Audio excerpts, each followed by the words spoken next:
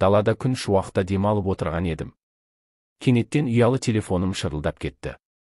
Қарасам, бауырым хабарласыпты. Немере інім дүниеден өтіпті. Көңілім түсіп кетті. Бауырым дәрігер болатын. Әулетімізбен үлкен үміт күтіп еді. Алланың бұйрығына қарсы тұра алмаймыз ғой. Артында жары мен 4 қызы қалды.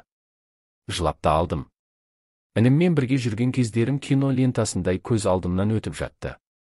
Ағайын туыс жиналып жолға шықты. Басқа ауданда тұратын еді.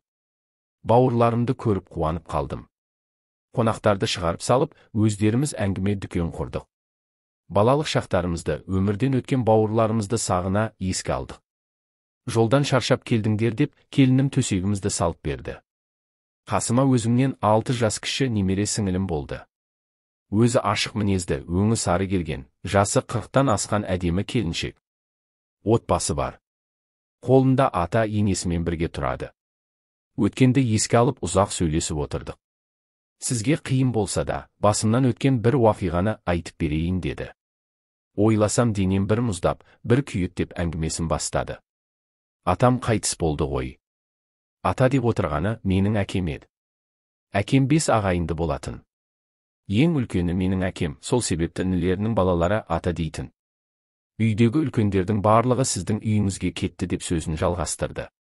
Қалған кішкентай бауырларыма мен қарап қалдым. Шамамен жасым сол кезде 13-те еді. Бауырларымның тамағын беріп, төсектерін салып жүредім. Кешкі уақыт әкемнің қарындасының күйеуі келді. Сендер қорықпасын деп келдім деді. Қатя ұйықтап кеткен екенмін. Қасымда отырған ер адамды байқадым.